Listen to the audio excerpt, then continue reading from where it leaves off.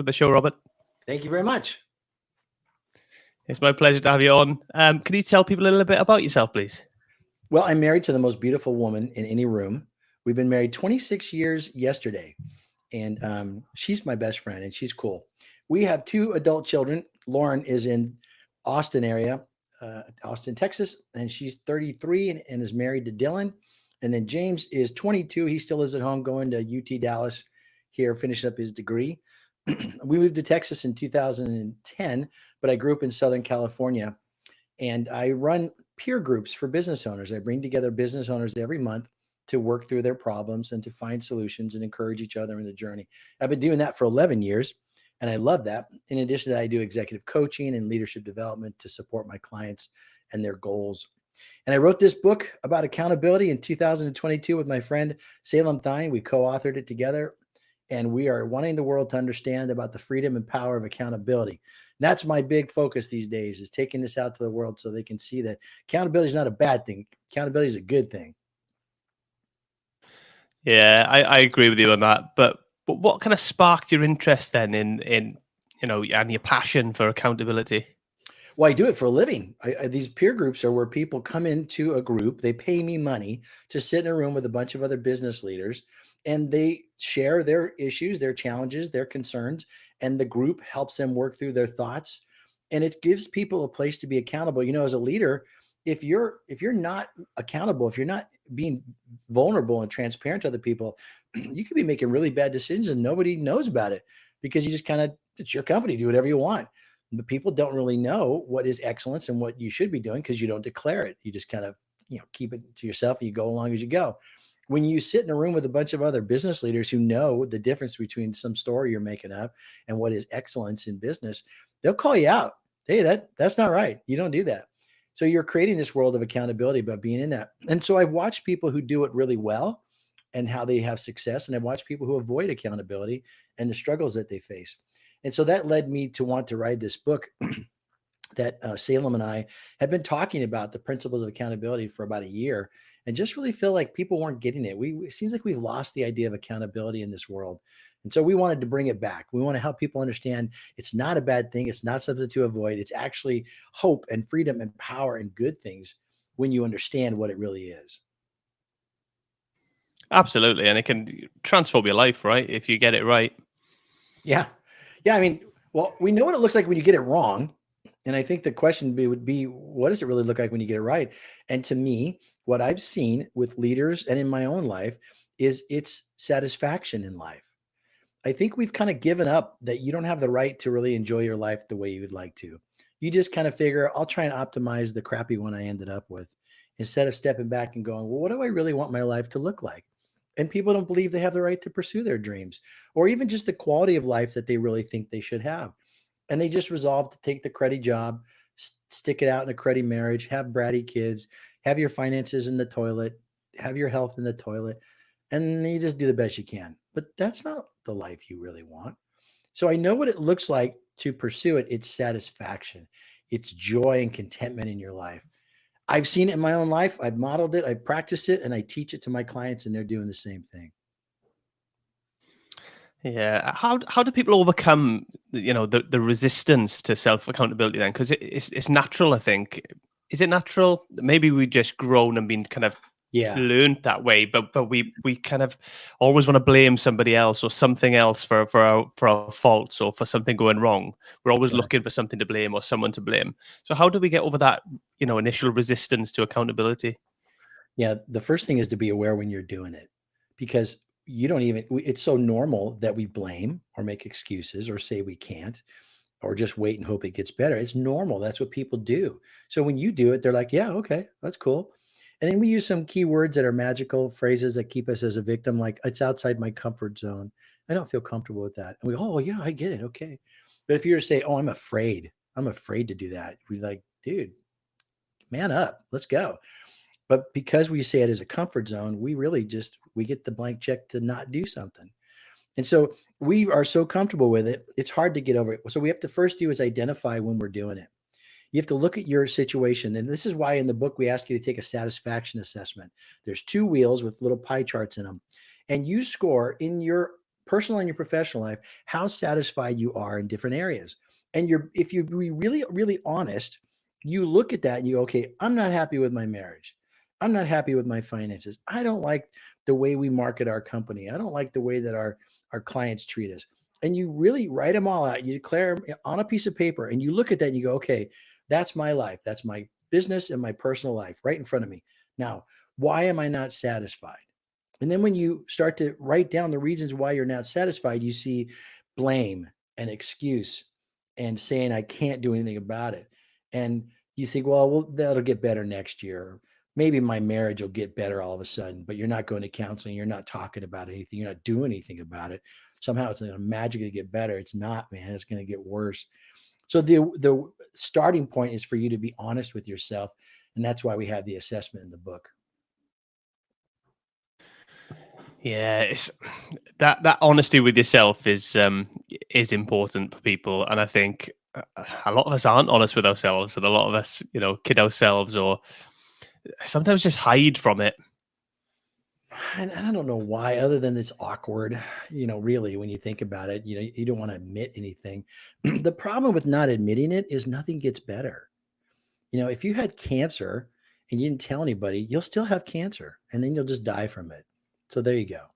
And if you have a drinking problem and you're an alcoholic and you don't tell anyone about it, you'll probably stay an alcoholic and then you'll probably die from that too.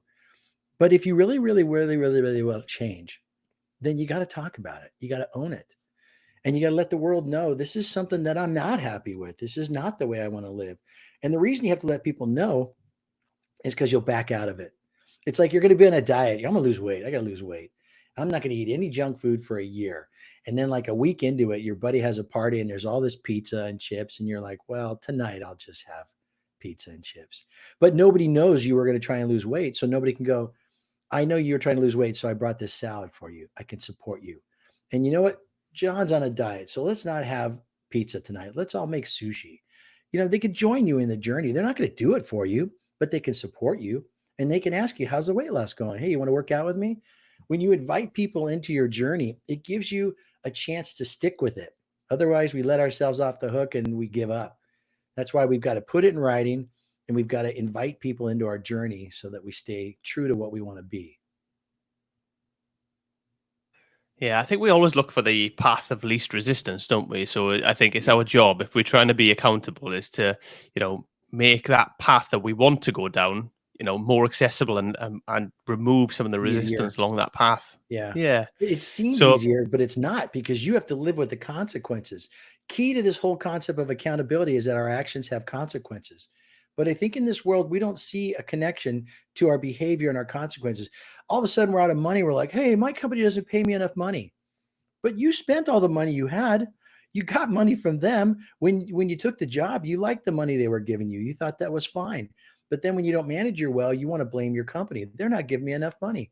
Well, they give you as much as they agreed when they hired you. So what you think is an easier way usually turns out to be harder because the ripple effect of us not owning something means other things get broken, other things happen. If I don't work on my marriage, it affects my kids, and then my kids are unruly. And if I have problems in my marriage, I have mental health and stress and strife that causes problems. There's a ripple effect in not owning it. It's a lot easier actually to own it because when I take accountability for something, I gain the power to do something about it. Otherwise, everything I'm a victim. Oh, it's not my fault. Oh, this guy's this. I have a terrible boss. All these things that we do, we're a victim in that mode and we're helpless. But when I own it, man, I can do something about it. yeah, we were yeah, it's the short term in it. So we take the easy option, which is easier in the short term, but over Right. the medium and long term, we then pay for it because there's consequences to taking the easy route all the time, and you will pay for it eventually. We didn't really think about it ourselves. In our book, we outlined the story. It was very subtle. We owed $90,000 in debt at one point. And that does not include the house or the cars. And it didn't start out at 90. It was like, $5,000 on some credit cards. And then it was, I couldn't pay the government tax I owed for the business. And then every year it'd go up 10, 20, 30. It took a long time to get to $90,000. But it seemed at the time the easier thing to go, well, I'll pay that next year. I'll come up with a payment plan. And that's waiting and hoping. Making minimum payments on your credit cards is waiting and hoping that somehow you're going to have this huge windfall, like a big fat bonus at work that'll cover all your debts. But if you get a big fat bonus at work, what do you do with it? You go on a vacation and you put more on your credit cards and you make it even worse. And so this kicking it down the line, seemed like an easy solution to the fix. And then somehow magically things were going to get better, and they never did. And it just got worse. And we inherited a really bad situation. Yeah, that's not ideal. Sounds like a tough spot to be in, to be fair. It was. And that's part of the journey of accountability. So in the book, we talk about when you realize that you have to be accountable for something, the first thing you do is you blame. So I blamed my business. I blamed the government. I blamed the franchise I worked for. I blame my clients. And if that doesn't work, we make excuses. Well, I don't know how to sell. I'm not a good sales guy. I can't get any more business than I'm getting. That's my excuse. But I could go get sales training, which I later on did. And it totally proves I'm actually a really great sales guy. But I didn't learn the systems and process, so I made an excuse. And if those things don't work, we just say, well, I can't do anything about it. It's just what I am. I got all these bills. What am I going to do? Well, you could sell your house. Well, I can't do that. Yeah, you can. Yeah, you can. I sold my house. I took all the money and we paid off all our debt. And come April of 2020, when COVID shut down the world, we owed no money to anybody. And the peace that we had was amazing. I forgot what it felt like to be in peace. Every day I'd get up and say, if I just work my butt off all day, I'm still broke. What's the point? It felt so helpless and hopeless. And then the last thing we do when we say we blame, make excuses, say we can't, is we just wait and hope. And we waited and hoped that every year it would get better, and it got worse and worse and worse until we finally got to a place in our lives where we said, wait, nobody cares if I'm broke, fat, unhappy with my marriage, have problems with my friendships. Nobody cares until I do. And when I care enough to do something about it, things will change. And that's what we did. We decided we were sick of being buried in debt, and we took responsibility for it, and we made a decision to sell the house. So in the second half of the book, we teach you how to go once you've hit that magical moment of realizing nobody cares. We teach you how to go on and solve the problem. Yeah, it's key to people in it to move forward. I don't think you can, truly be happy and, at peace with yourself if you're not willing to take that accountability. If you're always blaming somebody else, if you're always in that victim mindset, I don't think you'll ever be happy, because you'll always be looking for somebody and something to blame whenever anything goes wrong. And it's life, so things always go wrong. Yeah. And I think we're so used to it that it just seems normal. I don't think anyone says, I'd like to be a victim, please.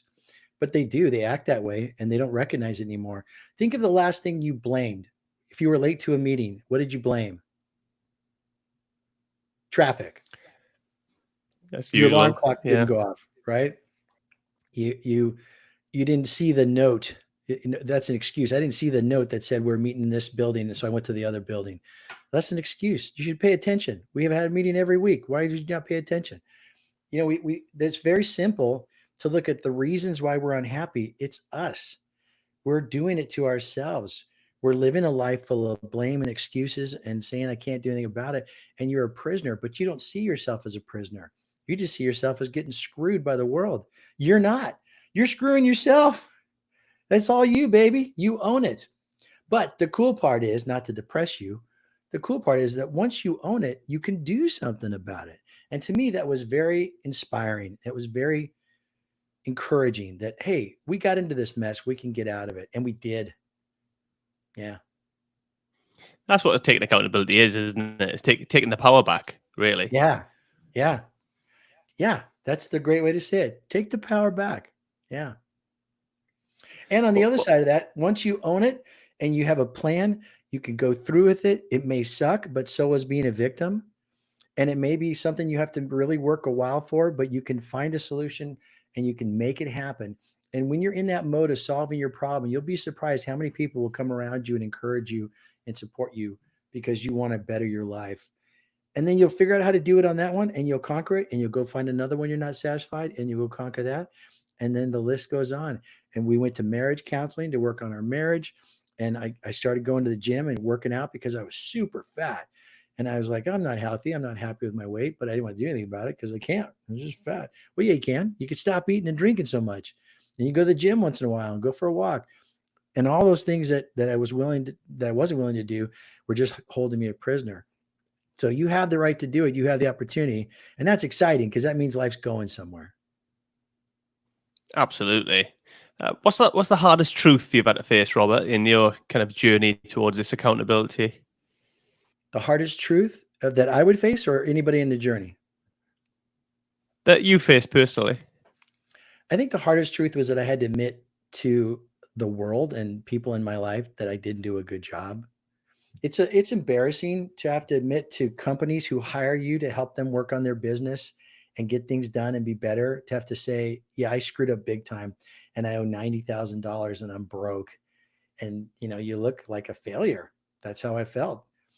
And I was a failure. I had failed to do the responsible thing, to be accountable for my debt. And that was hard.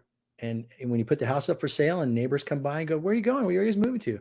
Well, we're going to find a place to rent and downsize because we're going to sell the house and use the money to pay off our debt and start over. They weren't ready for an honest answer like that. But I had to tell people because I had to own it. And so there's a lot of pride there. This pride is what kills most relationships. I don't want to hurt your feelings. You and I have been friends forever. And I don't want to say, dude, your breath is really bad. Or, dude, you smell a lot. You smell sometimes. You ever think about putting on deodorant? We don't want to have awkward conversations. So we just kind of work around it and we make things even more awkward. And we actually don't help the person we really supposed to care about. So I think for me, it really was that moment where I realized that part of owning it was telling the world that I screwed up. Yeah, owning it is so important because we're terrible for that as well. We're terrible for making out to the outside world that we're doing really well, and we'll have these cars on finance, and we'll have a nice house, so Yeah. everything looks great from the outside, and we like to keep that facade, don't we? To pretend that actually everything's great when the Yeah. matter of fact we're probably struggling a bit behind closed doors. Yeah, and I know in this world, everybody supports you being in debt. There's a whole industry that supports you being in debt, but everybody out there's got some kind of debt. And it used to be that it was rare, but now it's so common. You graduate high school, they're throwing credit card offers at you like crazy, and you just keep going up. So I understand that probably very few people in the world will be able to put cash down for a house. And some people could buy their car cash outright, but most of the people are going to take on a loan. And I get that. But you have to be able to maintain that debt and make a plan to get out of it aggressively. I would love for people to save up the money and only have one car until they get the money saved up. But if you have to have a second car and you buy it, then you've got a plan, but you could aggressively pay it off. The problem is we're just so comfortable with debt that we start with more than we should, and then we just keep going. We're not being accountable to financial stewardship. I mean, God gives you all this money. It's not just for you to squander on yourself. There's a lot of people out there that have need, and we're so broke we can't help one another. So if we actually want to be good, responsible citizens, we need to care for the world around us. But if we waste all our dough, there's no way to help someone who's in need. And some of us can make more money than other people. That means we can use that extra money to give graciously to others. But if we don't take good care of it, then it's not able to help other people. I don't think, I mean, that's a very selfish way to live your life. Yes. Maybe it's a patience thing because we want to borrow the money so we can have the nice things now rather than have that patience to work for it. Get into a solid position where we can afford it comfortably. Yeah, we're an instant gratification society, microwave ovens, and I want everything right now. Amazon delivers to my house in 4 hours. It's just kind of the world we're in right now. But my wife and I are really trying to reevaluate how we look at money. We still have one car. We have had one car for 2.5 years now, and it's hard. Sometimes we have to coordinate. What time are you gonna be home? Okay, I need to leave at 1 o'clock. Come on back by 1 o'clock so I can get to my meeting. Or other times I take an Uber, and sometimes I take an Uber to an event, and I'll say, "Hey, give me a ride home," and it's kind of cheesy, but I get to hang with that person and talk on the ride home and talk about how's your family, what's going on. So I'm getting some extra time with people, and I could be prideful and be embarrassed about that, but I'm not. I'm not trying to be poor. I have money. I could buy another car, but I'm 61. I don't know how much longer I'm going to be able to work. I'd like to work till I die, but at some point, if I'm running a meeting and I start forgetting people's names, who are you? Who are you? I can't be doing that forever. So I got to start thinking about how do I put money away for the future. So, if we live for a car for an extra year more, that's just more money that goes in the savings for the future. And we're not hurting. We still have a car. Dude, there's people who take a bus everywhere. Some people can't afford the bus. They got to walk to work. I mean, we're really blessed. The people who are watching your podcast, they're making more money than most of the people in the world. None of us are going out looking for water or food today. We're really rich. We just need to settle down a little bit. Enjoy what you have. God's been so kind to give you health and a job and money and place to live. Even if it's not great, you still live somewhere. Some people don't even have that. Yeah, I think we forget about the rest of the world, and we're in that competition with what we see immediately in front of us, aren't we? With our peer group, with what we see on Instagram and social media and stuff like that, and that's why everybody wants to seem like they're winning and present this picture that they're doing really well or that they Right. are thriving. When who cares, man? Who Yeah. cares? If you're in a hospital and you're in a row of beds, no one knows how much money the other people make. They just know that they're in the hospital. And when it comes down to it, we're all the same. There's a story in the Bible where God gives 5 talents to one dude, 3 talents to another dude, and well, the master does, and one to this other dude. And then he goes away and he comes back later on and says, "What'd you do with my money?" And we're given so much by God. He's expecting us to do something well with it and not just hoard it to ourselves. We're all the same. Some people are super rich. It's a fact. And then the rest of the world, the majority of the world is just okay. And there's a lot of the world that is not getting by at all. And that's just truth. But no matter where you are and whatever substrate you're in, class of life or whatever, you still got to be responsible with it. You still got to take what God's given you and do the best you can with it because that's still good stewardship and that's your accountability. Yeah, I think I gotta say I wasn't great when I was younger. I was, I'd squandered a lot and bought things unnecessarily, and I was in that kind of lifestyle where I was, trying to appear like I was doing well when actually would have been better off being sensible with it, and which I am now. I'm very, much more reserved with my money and plan for the future and have investments and try to do things in a way that I can pass on to my kids and I can look after other people, that my parents are getting older and things like that. So these are all things that I think about now, which I wish I thought about it when I was younger. When you think about it from that side of society and life, when you're accountable to your finances, you don't become a burden to your family or to the society you live in. But if I take all the money I make and I just party, then I buy a bunch of stuff which all breaks down and burns up and gets stolen and whatever. And at the end of my life, when I'm getting older and I don't have enough money because I didn't save any money because I partied with it, I'm going to go to the hospital and get free hospital care. Well, who pays for that hospital care? We do.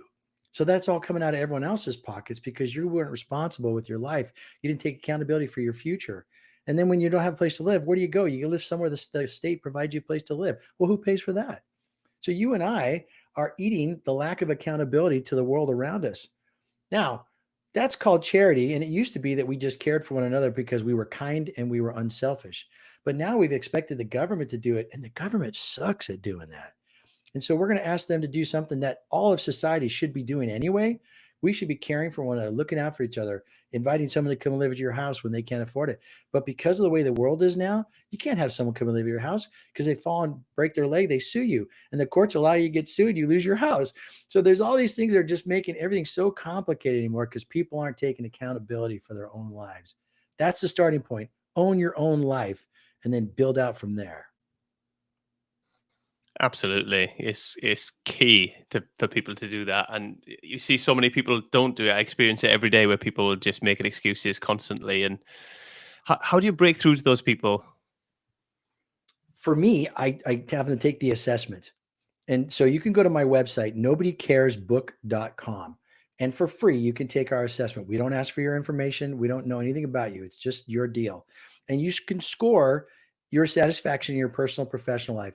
And then print it out on a piece of paper, and then you can throw it away so no one ever sees what your life's like. But take a minute and look at it and be honest with yourself. If you're not happy with something, what would it look like to go work on that? Would it be better if you had a marriage where you felt like there was hope again? That you liked being together in the same family? What if you had health that was back to when you were younger and you could do things and you're not stuck in a chair all the time because your knees don't work because you're overweight? What if you had enough money to be able to actually not have stress and worry all the time? And so look at those things and then be aware of how you're holding yourself back by checking, am I blaming? Am I making excuses? Am I saying I can't, or am I waiting and hoping? And then remember the vision of where you want to go, what life could be like. Really, it's all about comparison. If you're here and you want to be here, it's up to you. It's not hard. It's not complicated. Most of the decisions actually really appear to us when our mind gets clear, when we actually believe there's a hope and a future. We actually are very creative. But when we feel hopeless and that there's no chance of getting better, we don't see ideas. We don't see solutions. That's why you have to invite someone into your journey, because they don't have the emotion attached to your problems that you do. And when you write it all out and you say, this is where I'm not satisfied and why, and then you show it to someone, they go, oh, dude, why don't you just do this? Never thought of that. So I think the way to get over it is just to cast a vision of where you want your life to be. And we always say, when the pain of where you are is worse than the pain of where it will take to go where you want to go, you'll change. And that's what it was for us. The pain of where we were was miserable. And the pain of selling our house and start over was nothing compared to the stress that we carried every day. Yeah, and you said in there about, comparison, comparing where you're at now and where you want to be. And I think that is key when you start looking at yourself and not comparing where other people are and where you are, because I think that's a really dangerous game when you start looking at where other people are and comparing yourself to other people, because they've got a different journey to you. They've had a different, background, different story, different things going on in their life. You've got to look at yourself and just keep it about you. And it's impossible to compare it, because let's say they got a lot of money. Are they happy? Do they have a great marriage? Do their kids like them? Do they have a relationship with God? Do they have peace at night? What's their health like? You don't know. Look at all these Hollywood people we put up on pedestals, and we look at how great they are and how famous and how cool they are. And they're constantly getting divorced. They went from one marriage to another, or they're finding out they're busted in some weird sex trafficking thing. All these things that go on in the world. And we look like these guys were heroes a moment ago. And now we really start to know that they got nothing on us. So don't spend your time comparing yourself to anybody else. All it does is make you feel defeated. Compare yourself to you. Be the best version of you. Believe again that you have the chance to live the life you really want, because you do. Yeah, I think with celebrities and stuff like that as well, we have this perception because they've got money or because they look to be living this lavish lifestyle. In the public face, at least, we seem to think though that they got this great life, that they're happy, when so many of them are miserable and unhappy. Really. Yeah. I did a presentation last week to a group of people who are out of a job. And I always start my presentations off by asking, are you living the life you really want? And they looked at me like I was crazy. They're like, hey, we all don't have jobs. How could we be living the life that we really want? And I said, that doesn't determine whether you live the life you want or not. Just because you don't have a job doesn't determine that. It determines you have no more money than you had a year ago, but it doesn't mean you can't live the life you want.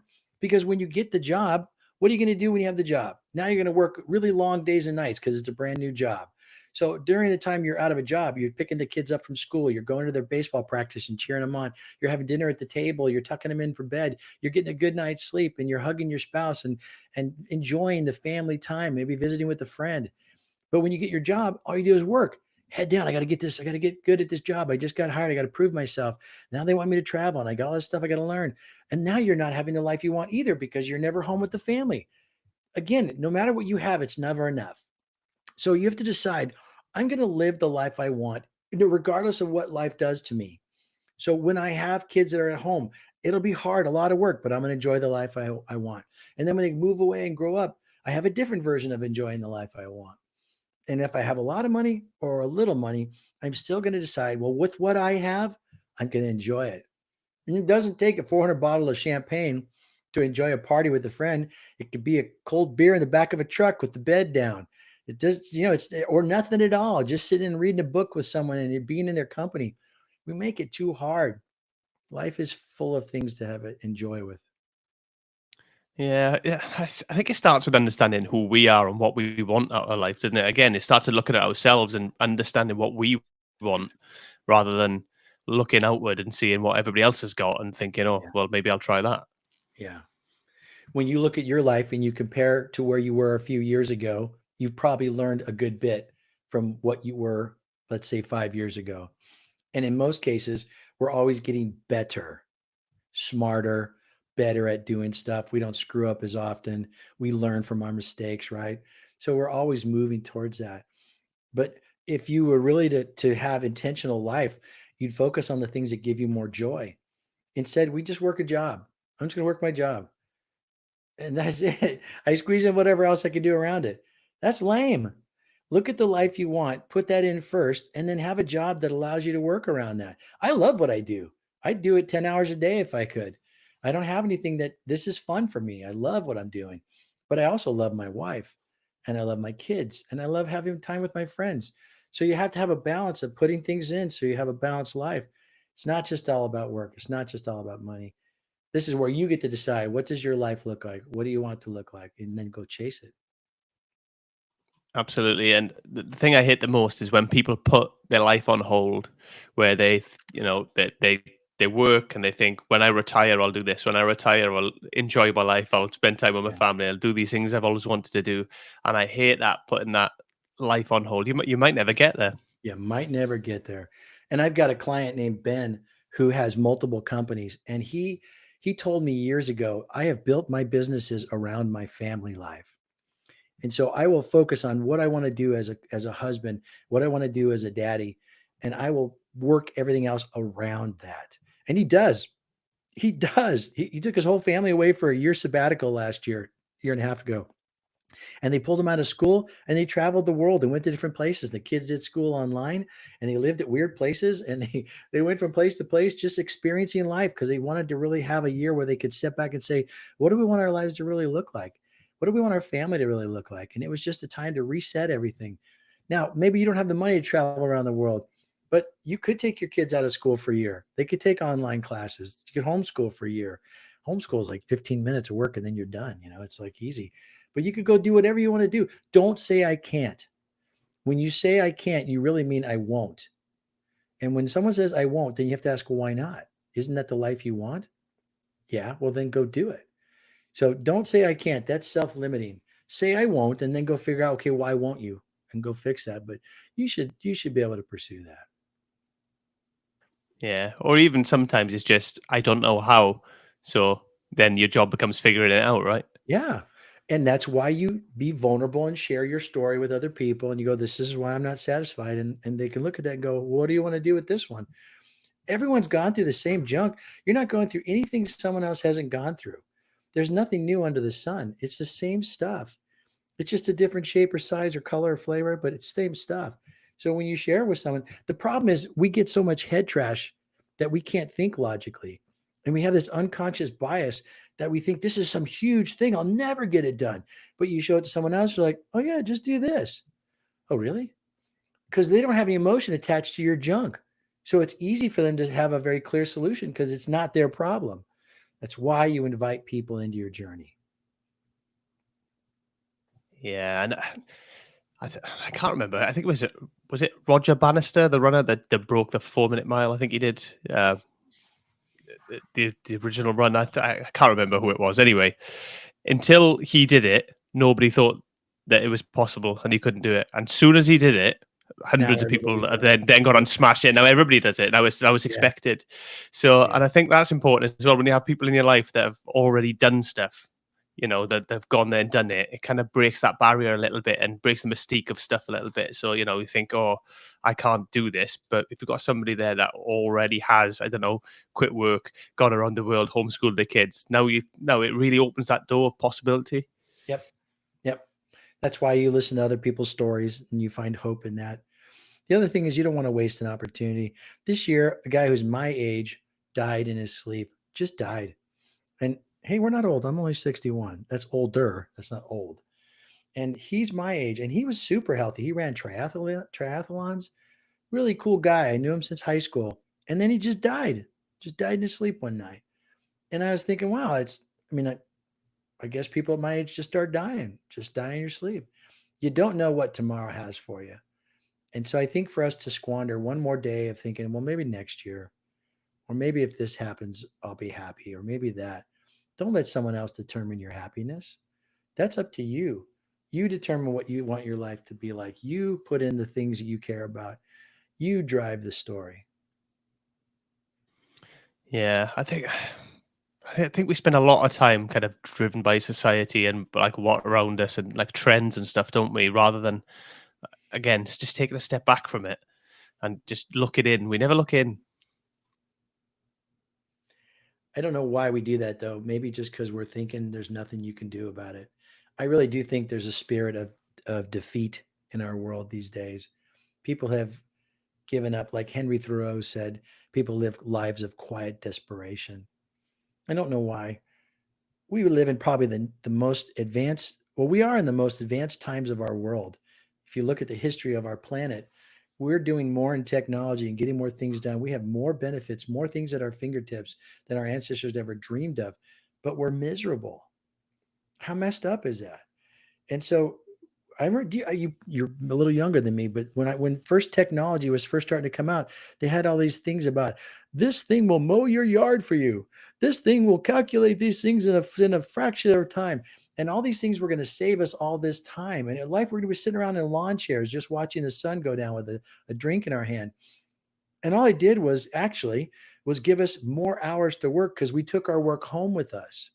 In the old days, you worked at a building, you worked till 5 o'clock, they sent you home, and you get to be with your family and have a life. Now you work till 6 or 7, because that's what we do in the world. And then you take your computer home and you do some more work at home. What the heck?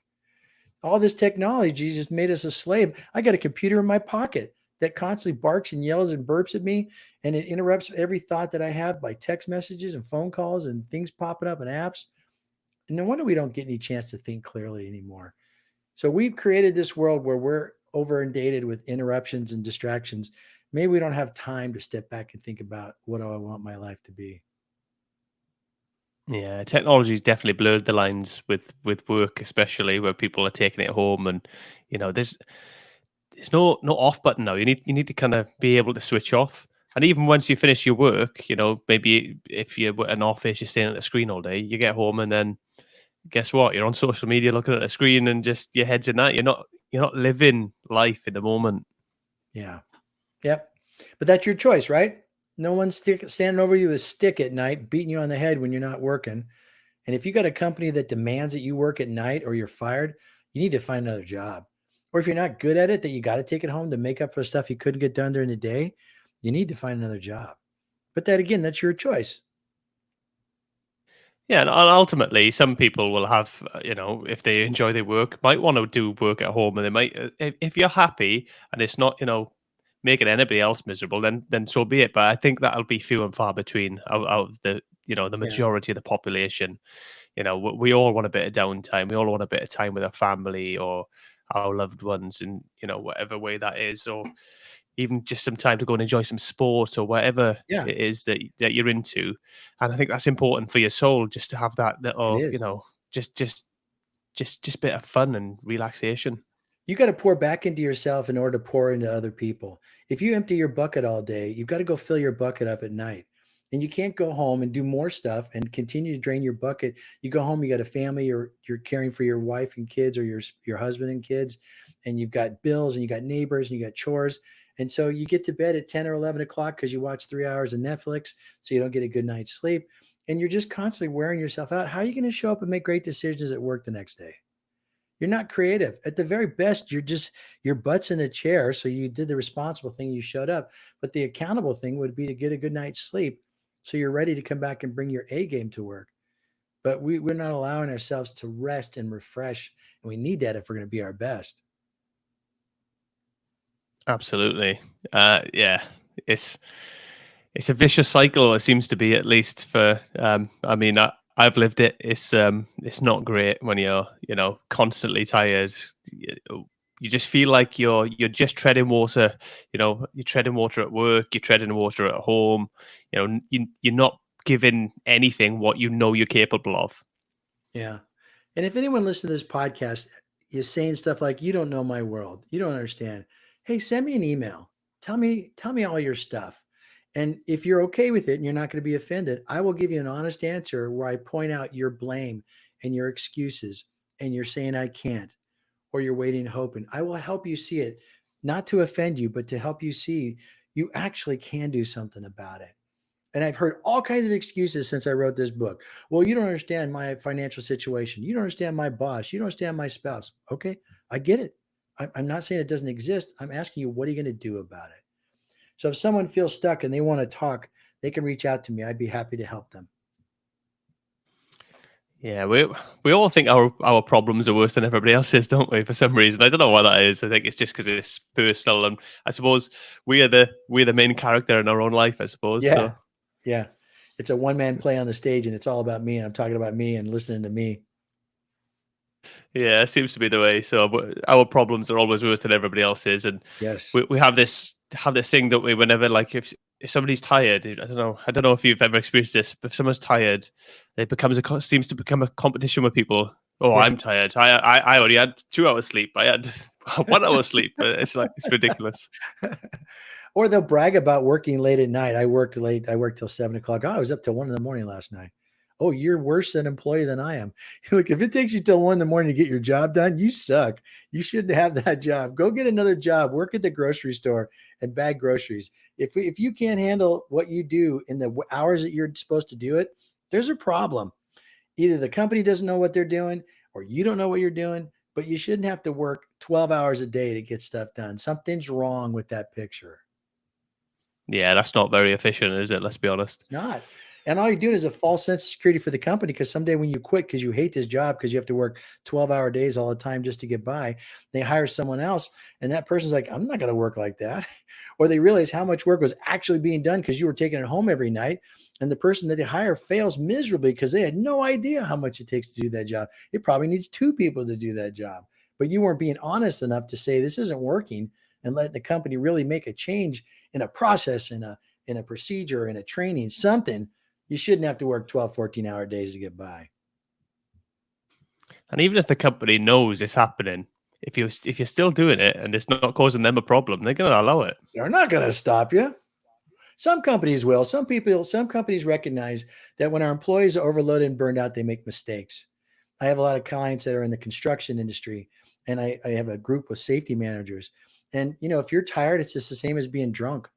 And so when you come to work and you're really tired because you didn't get a good night's sleep, and you go up on a crane or you're moving some equipment, and you're not paying attention, you can kill people, and they do. And if you're out partying with your friends and you're getting drunk and you're showing up work exhausted, hungover, you're not top of your game, people fall. They fall off of buildings. Yeah, it's really serious stuff. But even if you work in a cubicle and you're typing emails all day and a customer sends an email and they're mad at you and you're in a bad mood because you're hungover or you're tired or whatever, and you just unleash on them and you lash out, the company's got to clean that up. So we're not doing anyone a favor by letting them get to the end of their rope. They're going to make mistakes. They're going to hit burnout, and they're probably going to quit working for you because they can't handle it. Yeah, it doesn't work for anybody involved, does it? And short term, again, it's one of those short term things. You'll probably get away with it in the short term, but eventually, it's gonna come back and bite you. Yeah. All creativity is found when there's moments of peace and clarity. You don't have creativity in overload. You have mistakes in overload. And we need to create an environment where our employees are focused and productive. Every single company out there can be more productive. You don't need to hire anybody else. You need to train every single person on your company to do it the right way, efficiently, and not make mistakes that we have to redo and rerun and do over again. And if you could build a team that feels engaged and empowered and understands the why behind the work they do, they can crank. So instead of going out and hiring another body or two, train the people you have. Let them have freedom and knowledge and empower them to do their best. They'll be happier because they won't be so frustrated with their job. You'll get more productivity and you'll save money. It's a win-win-win. Yeah, and if people are good at their jobs as well, or if they feel good at their jobs, they have more pride in it as well, and they enjoy what they do. They'll get more done generally. Yeah.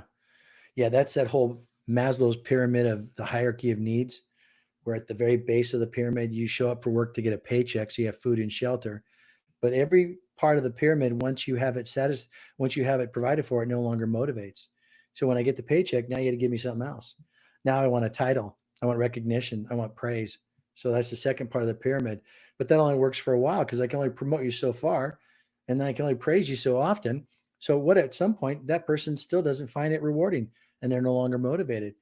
And the only thing that really keeps them is when you get to the very top of the pyramid where it's self-actualization, where someone comes there because they feel like they're being their best version of themselves. They're finding completion in who they are through the work they do. They find joy in the work they do. When you create a company where your employees will self-actualize, it's hard to say. Um, you can't you can't keep them. You can't keep them back. They're just going. They're thinking, "Hey, we should do this. Hey, you should do this," and they're focused and they're caring. And they don't say, "Well, that's not my job." They say, "Well, let me help." And the self-actualized employee is amazing. And you can get there, but you've got to be able to create a place where people feel that it's safe and they understand what they're doing. Again, that's leadership. That's our job as a CEO. Yeah, I think the military. I don't know what the military do in the US, but in the UK they're really good. So you do recruitment wise, you'll do an aptitude test. So they'll figure out which kind of jobs you're suited for first. So that'll suit you as a person. Then they train you in the core culture of the force wherever you're in. If you're in the Royal Air Force or if you're in the Navy, whatever it might be. And then they train you how to do your job, and then they continue to train you. They mentor you, and they give you continued professional development throughout. And I think that kind of format is really, really good because they're getting the right people for the job. They're teaching them, you know, what the company or what the organization is all about. Then they're teaching you how to be really good at your job, and then they continue to help you develop. And I think that journey for people is really, really powerful and helps them to connect with whoever they're working for. And that's why they're so independent to be able to go do things. You think they're all robots. They're not. You put a person out in the military in a war zone, they don't sit and follow orders. Someone's shooting at them. They have to know how to do something. Something all of a sudden a plan changes and the enemy comes around here. They don't run back and go, what do I do? They have to make decisions like this. So we've trained them to think, not to be robots. But we have enough clarity and discipline and rules and procedures so they are empowered to do it well. Companies don't take the time to train people anymore. The person who passes your burger through the window at Chick-fil-A has more training than most employees do. And when you start a new job, you're supposed to somehow know everything about the company you go to work for. You might know the skill they're hiring you for. Let's say you're a purchasing manager. You may know how to purchase and negotiate, make contracts, but how does that company do it? What's the rules of engagement for this company? What's the things that make the difference in this company? We don't take the time to train that. And then all we do is spend our time correcting this new person who's really, really smart that we spend a lot of money hiring and trying to go, oh, no, don't do that. Oh, we don't do that. And don't do that. They feel frustrated. You feel frustrated. Take the time to train somebody so they can be successful. Yeah, I think that mentoring phase is really important as well, where you're kind of helping people as they hit the ground, because a lot of the time training is very prescriptive, but it doesn't cover the nuances and the realities of delivery. Is Yeah, what I each find. situation's different. So, like in the military, they'll make you make your bed. Like you have to make your bed really, really, really, really well. I have a young man that I know who was in the Air Force Academy, and he made his bed. He finally got it to where when he got review, it passed. He slept on the ground for the next 3 weeks because he didn't want to mess up the bed, and he got it just right. And it was that much work that he's like, I'm not going to screw it up. But what the heck do you need to know how to make a bed for when you're going to fight in a war? You don't. You need to know how to follow directions. You need to know what we do so you can think we do this because of this, we do that because of that. And you're training them to process things and to follow with discipline. So when you get out in the field and you tell them, go do this, they know the way you do this is this way. And I think it's very simple for us as a company to just assume everyone's going to just show up and be magically everything we ever wish they would be. And it's just not. Yeah, I can sympathise with that story. I did 10 years in the Royal Air Force, and during my basic training, once I got my bed right, I slept on the floor for 9 weeks. 9 weeks, I wouldn't touch it. Yeah, that's right. Same thing. No, That's awesome. I thought it was just him. I guess that's a normal thing. no, when you get it right, you don't want to mess with it, so you just get on the floor, get a roll mat out, get on the floor. That'll do. That's awesome. That's awesome. Yeah. What's one thing about success and accountability that most people get wrong, do you think? I think they mistake the word responsibility with accountability. Responsible is different than accountable. Responsible is doing something. Accountable is owning the outcome. So when you have an employee that works for you, if they show up at work and sit down at their desk, they're being responsible because they said, I want you here at 9 o'clock in the morning, and that's your desk. If they do that, they're responsible. Good job. Now, if they spend the whole day making mistakes, being rude to people, not paying attention, taking a bunch of breaks, goofing off, checking their Facebook page, doing things the wrong way, not following rules, that's not accountable. But they're responsible. They're there. And with today's workforce being remote, we've got to create a world where people want to be accountable because we can't watch them. In the old days, you could walk down the hallway and go, get back to your desk, Johnson. That's the third cup of coffee you had today. And we could, put our thumb on them and tell them to obey. Well, those days are long gone. And especially now when someone's at their home, they could be running Uber Eats all over around the country while they're supposed to be at their desk doing something. I've heard lots of stories about people having two jobs at the same time, two full-time salary jobs. Like, that's wrong. And you're supposed to be available to your company all day long, and you've committed to two companies. But we've got to create a world where they understand what it looks like to be accountable because they're not going to be in the room with us. And the only way you're going to do that is by creating expectations of their job function, setting clear deliverables, having rules of engagement, training them up on how to do things efficiently, and then having measurables and reporting things that we report in on a regular basis. Create a world where they become accountable to the end outcome, not babysitting them on what they're doing by the hour. There's a big difference between responsible and accountable. Yeah, I'm not a big fan of this whole culture of working, just being there for time. And the companies that do that, I think, that just causes problems because the person is twiddling their thumbs half the time, not doing anything, which, is ultimately they're there to provide an outcome or, an end Right. result is what you're trying to achieve. So surely we should be going, this is the end result. This is the reward maybe for getting there, or, you know, rather than just focusing on time only. We're very, very heavy on, just paying people for time. But we can't measure how much time it takes to do anything. If you don't understand the process, it could take you 3 hours. If you're really good at it, it could take you 5 minutes. So we don't know how much time they should be doing anything. If I told you to go chop down a tree, I could look at you and come back an hour later and you haven't done much. I could know you're not working very hard. Or I could think, well, maybe you should get a chainsaw. You're out there with the little tiny handsaw and you're trying to go at it. Maybe I haven't given you the right tools. Maybe because I'm not taught you how to do it right, you're doing it so slow because you're doing it wrong. Maybe I haven't trained you. And if I haven't taught you the philosophy behind doing it so that it doesn't land on my house, then it's on me for not having set you up to win. So if we're going to build a culture where people can work remotely and do it well and own it, we've got to be really clear as to expectations. We've got to train them. We've got to give them the proper tools and then clear and compelling communications as to what it looks like to do the job with excellence. But that takes a lot of work. And most leaders don't even know what they want. They can only tell you when you did it wrong. They can't tell you how to go do it right. Yeah. So uh, my uncle's got he's been very successful in manufacturing and glazing. All right, so he's very from the manufacturing mindset of getting things through KPIs and getting so much produce through and stuff like that. And what he used to do, he used to jump on the machines and get involved. So he'd get involved and he'd like be talking to people and get involved, seeing how quick you can do it. So like, and he'd have like competitions with people to see if he could beat them and stuff like that. But all he's doing, he's gauging how quick we can do this at full tilt and how average we Yeah. should be pushing it through. So then he's got an idea in his head of how quickly they should be working. So then he set his own standard, but they've set it alongside him and he's made it enjoyable and fun. But then he's figured out how much we should be producing, so he knows if they're going below, if something's going wrong, or if they're overproducing, or how well they're doing. But it's I think that's part of it. You need to know your processes and how long they take, and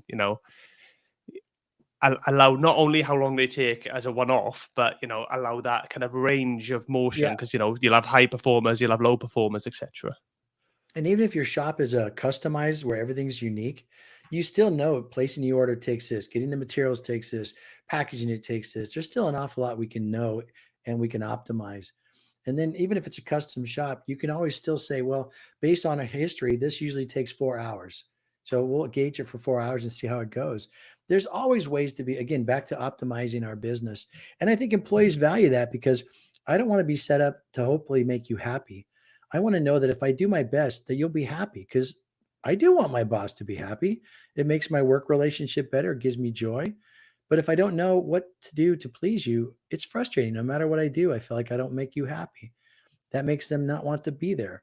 People leave companies because of bad bosses, not because the process is bad or not.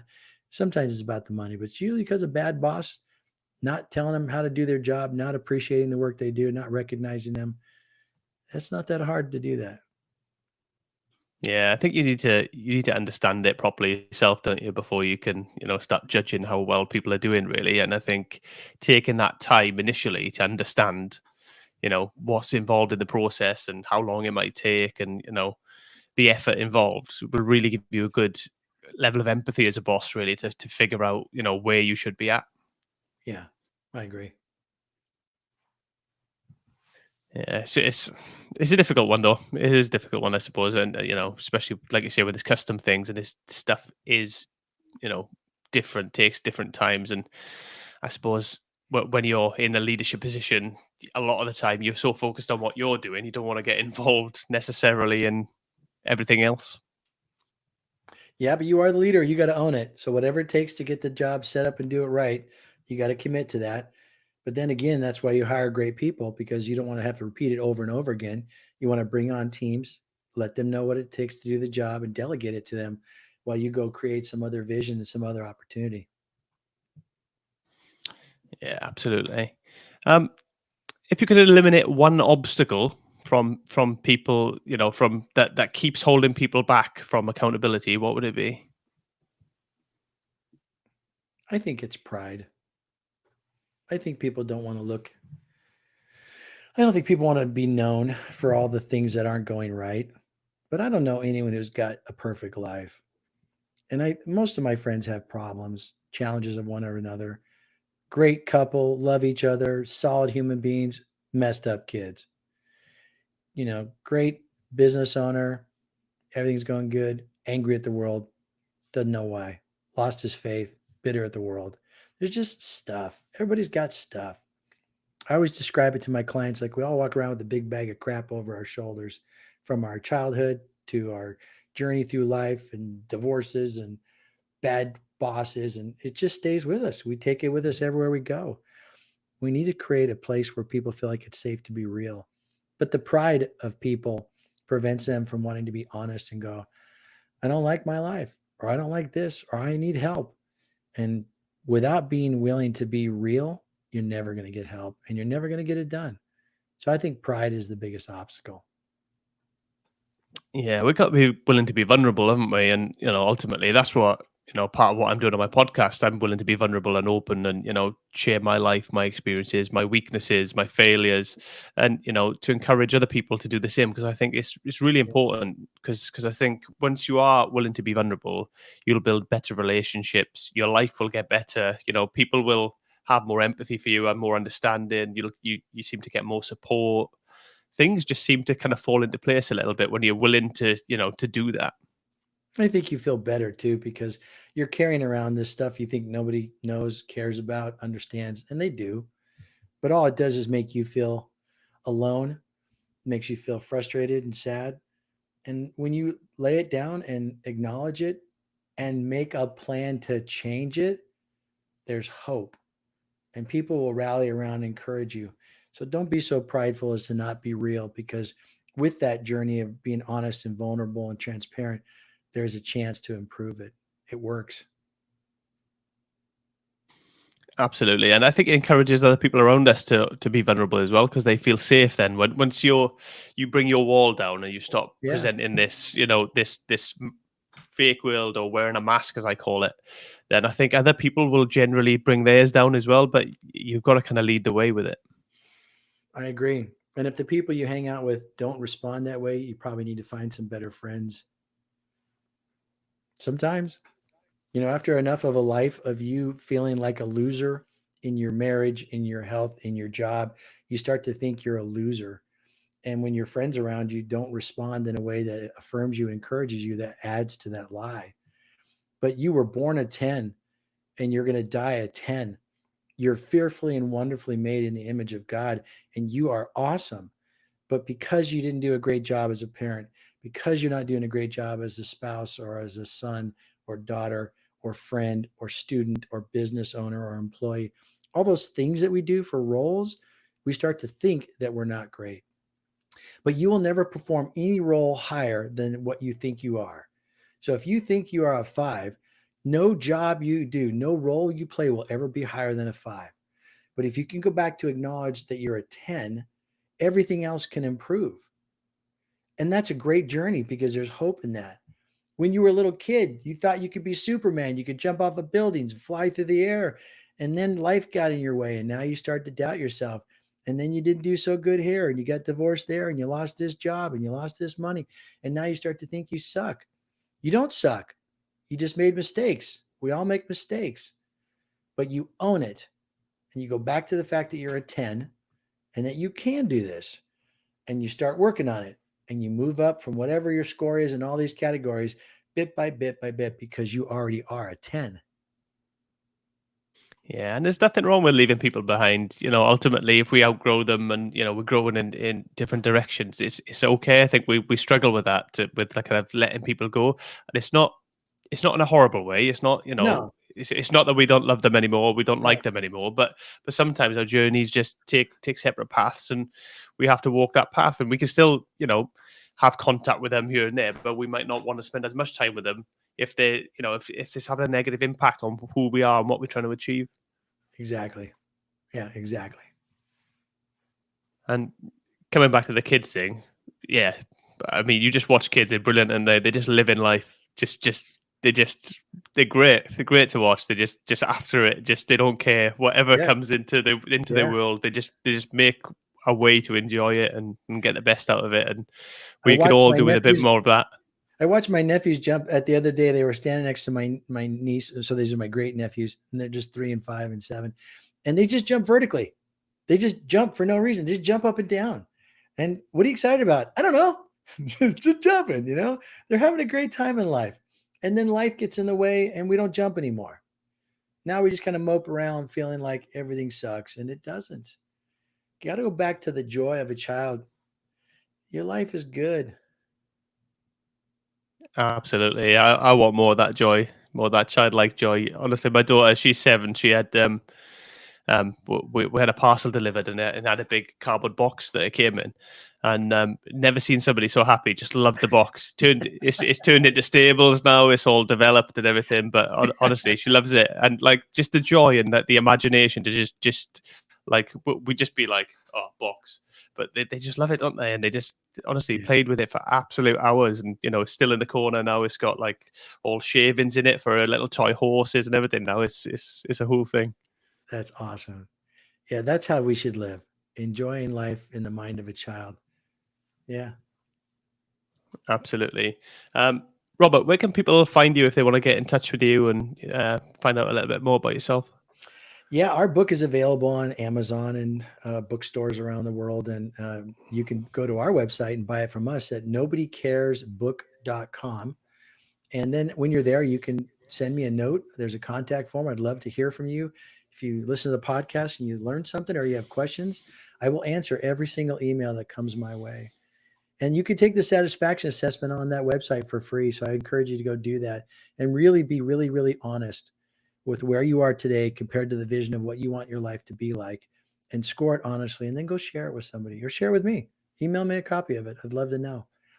And then for your particular podcast today, I have a domain that is nobodycarespod.com. And if people fill out the contact form on that page and use the code word Aaron Perry, I will send them a copy of my book at no charge. If you really want to read it and you're really going to apply it to your life, I will mail you a copy of my book to the first 2 people who fill out that contact form, even if it's all the way in the UK. That's beautiful. I'll make sure that we get the links in the show notes for people just to make it a bit easier for people to find that. Cool. I'm going to bring this into a close now. Just bring this into land. What's your final thoughts? Have you got anything that you'd like to share with us, Robert? Don't be lazy. I think we don't really see how lazy we are. Lazy is the kind of thing that we do when we're like, I don't know, I'll just do this. But if I was to say, hey, what's your day going to look like? And you had a plan, that wouldn't be your plan. But I think often we just have become lazy. There's no zeal. There's no energy. And satisfaction creates energy. So the more satisfied you are, the more energy you're going to have to live the life you really want. So it's a ripple effect. Go take the satisfaction assessment, see where you're not satisfied, and then start working on it to increase your satisfaction, because satisfaction gives you the energy so you're not lazy, so you can actually pursue the life you really want. And that's what I want for everybody. I'm already pursuing the life that I really want right now. And I've been doing it for years, and my clients are doing it. I want it for you. So don't be lazy. Go out, take the assessment, and start working on having the life you really want. Robert, that's absolutely brilliant. Thank you ever so much for being on the show. I've really, really appreciated it. Thanks for giving us your time. Yeah, this was wonderful. Thanks for having me on your show. My pleasure. Take care, Robert.